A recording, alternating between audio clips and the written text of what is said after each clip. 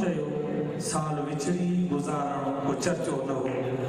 सो असां पंहिंजे जनाब चेयरमैन साहब जी जुदाई साल खां बाद में वरी महिरबानी करे आया आहिनि।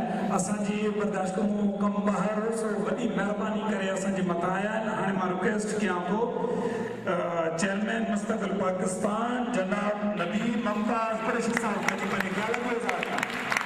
तारीख़ सां इस्तक़बाल कयो जनाब नदीम मुमताज़ कुरैशी साहब।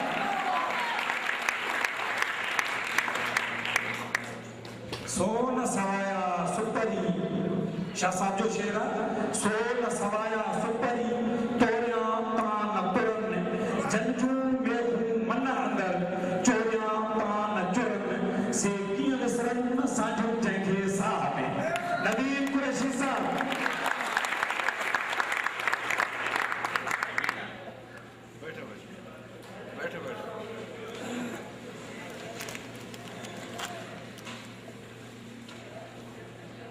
अल्हम्दुलिल्लाह नहमदुहु व नस्तईनुहु व नस्तगफिरुहु व नऊज़ु बिल्लाहि मिन शुरूरि अनफुसिना व सय्यिआति अमालिना मन यहदिहिल्लाहु फला मुदिल्ल लहु इल्लल्लाह व अशहदु अन्ना मुहम्मदन अब्दुहु व रसूलुहु अम्मा बाद। पहले तो मैं आप सारों को कह सकता हूँ कि मुझे इंतहाई खुशी हो रही है यहाँ आपके शहर में आके,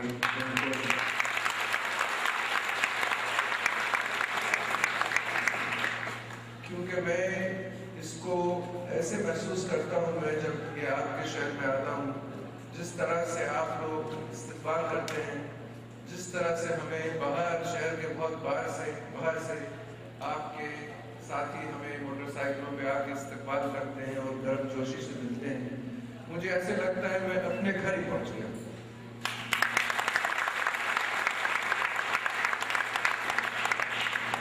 उसके बाद मैं आप सारों का बहुत बहुत शुक्र अदा करना चाहता हूँ कि इस गर्म मौसम में, इस काम के दिन में आपने जो भी आपके अपने काम में आपका कीमती वक्त था उसमें से आपने टाइम निकाला और यहाँ आप आए ताकि आप हमारी बातें सुन सकें। तो आप सारों का बहुत बहुत शुक्रिया।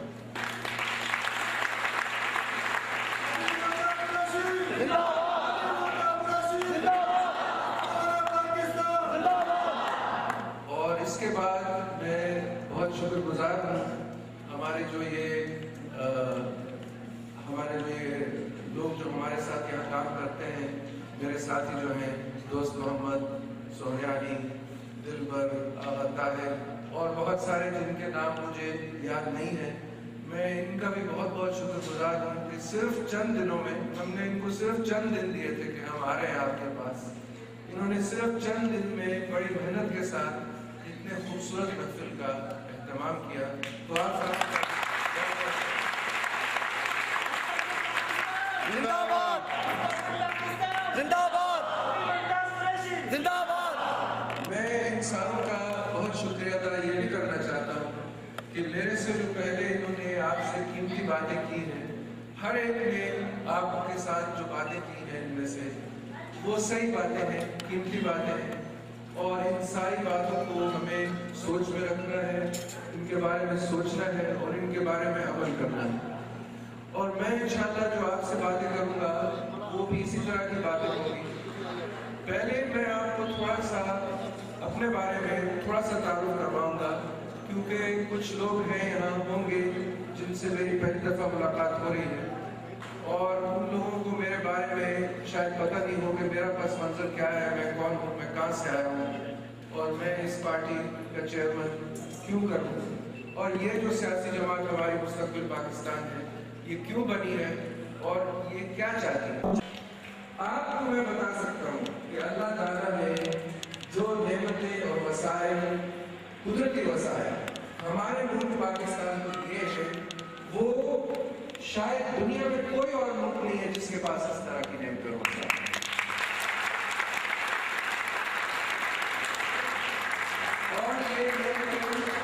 और ये नेमतें और वसाइल किसी से छुपी नहीं है।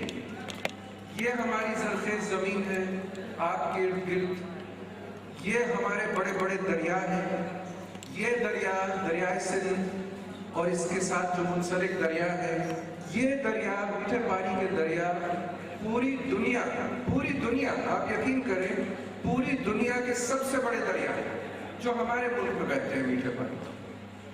اور یہ جو ہمارا موسم ہے، آج کل ہمیں اس میں بہت گرمی لگتی ہے، سردیوں میں ہمیں اس میں سردی لگتی ہے، لیکن یہ جو اللہ تعالیٰ نے ہمیں موسم دیا ہے، یہ موسم زراعت اور کاشت کے لیے بالکل مناسب ہے.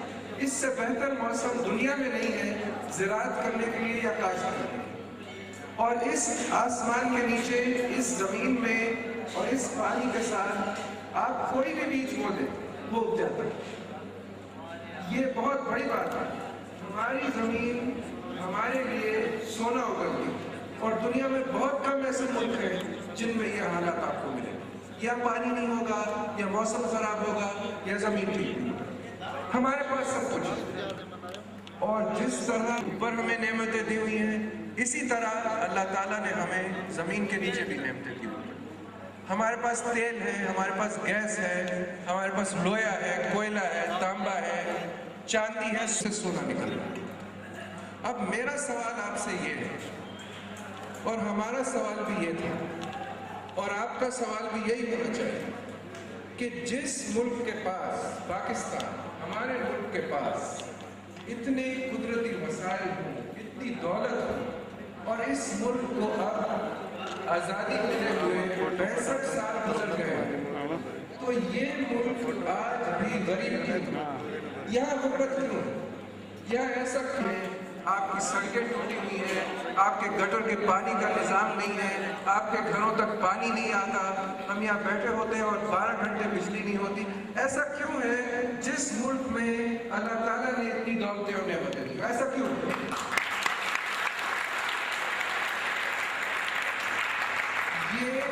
یہ ہمارا سوال تھا. اور کیونکہ ہم ذرا سوچنے والے لوگ ہیں، اللہ تعالیٰ نے ہمیں تعلیم دی ہے، اللہ تعالیٰ نے ہمیں دنیا دکھائی ہے، ہمیں پتہ ہے. میں آپ کو یقین سے کہہ سکتا ہوں کہ دنیا میں ایسے ملک ہیں جو کہ چند سال پہلے وہاں غربت پاکستان سے زیادہ غربت تھی ان ملکوں میں.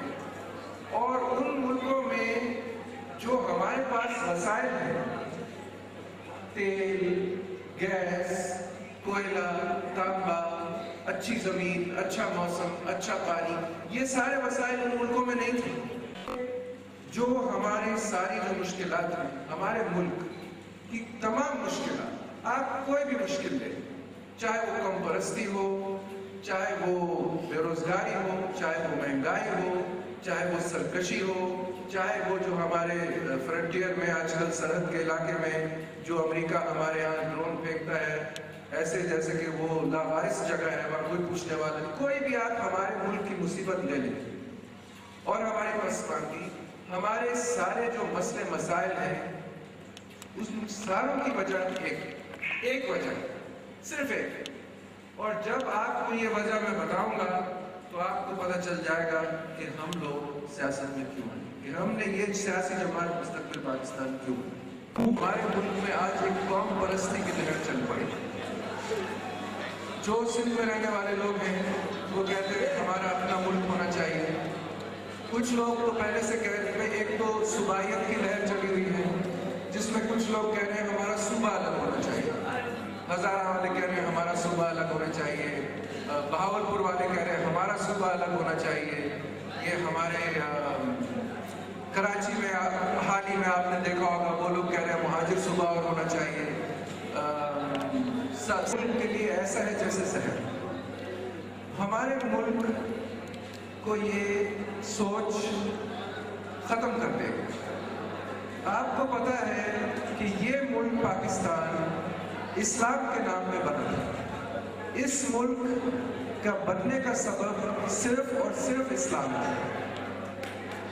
انڈیا میں جب انڈیا ایک ہوتا تھا مسلمانوں سے ظلم اور زیادتی ہوتی تھی، اور مسلمانوں نے کہا کہ قائم رہ سکیں گے، اپنی مسجدوں میں آسانی سے جا سکیں گے، ہمارے ساتھ کوئی ظلم زیادتی نہیں ہوگی، ہم مساوات سے رہیں گے. ہم نے اس وقت اس وقت جب پاکستان کو آزادی ملی کسی نے یہ نہیں کہا تھا کہ کیونکہ ہم سندھی ہیں ہمیں سندھ چاہیے، کیونکہ ہم پنجابی ہیں ہمیں پنجاب چاہیے، کیونکہ ہم بلوچی ہیں ہمیں بلوچستان چاہیے. کسی نے یہ نہیں کہا آزادی کے وقت. صرف اور صرف اسلام کے نام پہ یہ ملک بنا ہے. اور آپ کو میں بتا دوں، اللہ تعالیٰ فرماتے ہیں، عربی میں آپ کو پڑھ کے بتاؤں گا پھر اس کا ترجمہ آپ کو آیت میں کروں گا. بہت خوبصورت آیت ہے. اللہ تعالیٰ فرماتے ہیں ان هذه امتکم امتا واحدۃ. یہ اللہ تعالیٰ کا کلام ہے.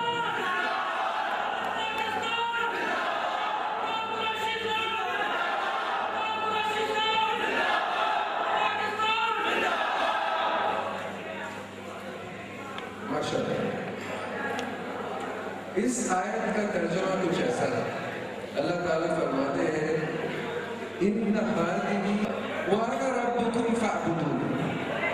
اللہ تعالیٰ کہتے ہیں کہ یہ جو تمہاری امت ہے، یہ جو تمہاری امت ہے، ہم ساروں کی امت، یہ ایک امت ہے. قرآن شریف نے کہا ہے ان هذه امتکم امتا واحدہ. یہ تمہاری امت ایک امت ہے اور میں تمہارا رب ہوں اور میری بات. تو ہم کہاں بھٹک گئے، ہم کہاں بھول کے چل پڑے کہ ہم کہتے ہیں ہمارا سندھی دیش ہو، ہمارا فلانا بلوچستان بن جائے، مہاجر پروونس بن جائے. یہ کیا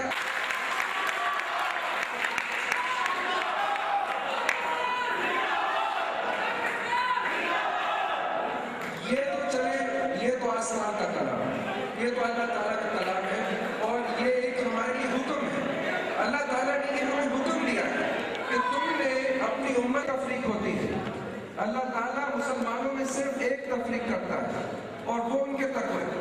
جس انسان کا تقوی زیادہ ہے وہ اللہ تعالیٰ کے زیادہ قریب ہے. صرف اس بنیاد پہ اسلام میں تفریق کی جاتی ہے، تقوی کے بنیاد. چاہے وہ سردار ہو، چاہے وہ سڑک جھاڑو دینے والا ہو، اللہ کے تعالیٰ کے سامنے اس کی کوئی تفریق نہیں. بلکہ ہو سکتا ہے کہ اگر سردار میں آپ کا چاہے وہ سرداروں کا ہو سکتا ہے اگر اس کا تقوی ٹھیک نہیں ہے تو اللہ تعالیٰ کی نظر میں وہ اس سڑک پہ جھاڑو والے سے بھی کم ہو اس کی حیثیت. ہو سکتا ہے جو باہر اسی سڑک پہ جھاڑو لگا رہا ہے اس کا تقوی ایسے ہو کہ وہ سردار ہو اور سردار سے بھی اللہ تعالیٰ کے سامنے زیادہ قیمتی ہو. میں نے آپ کو اللہ تعالیٰ کا کلام پڑھ کے سنایا جس میں حکم واضح ہے، جس میں حکم واضح ہے. یہ نہیں ہو سکتا کہ مسلمانوں میں تفریق ہے. ہم نہ سندھی ہیں، نہ پنجابی ہیں، نہ پٹھان ہیں، نہ بلوچستان ہیں، ہم مسلمان ہیں اور یہ ہمارا گھر ہے اور ہمیں اسے توڑنا نہیں کسی کی مدد. چلے یہ تو اللہ تعالیٰ ملک بنوا دیں، اس میں حکمت نظر آتی ہے ہمیں.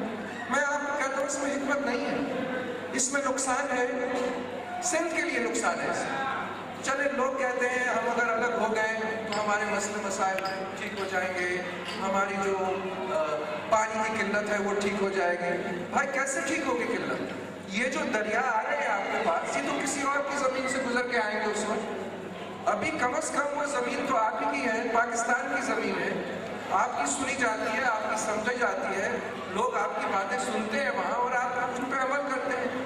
فرض کریں یہ سندھ الگ ہو جاتا ہے، ایک ملک بن جاتا ہے، پانی کس کے ہاتھ میں آ گیا؟ جو پاکستان کا بقیہ حصہ رہ گیا. وہ جب بھی چاہے وہاں ایک بند لگا دے اور آپ کا پانی سارے ختم ہو گیا. تو یہ لوگ جو آپ سوچیں، چلیں آپ نے سندھ بنا لیا، کیا آپ کے پاس فوج ہے؟ کیا آپ کے پاس ایئر فورس ہے؟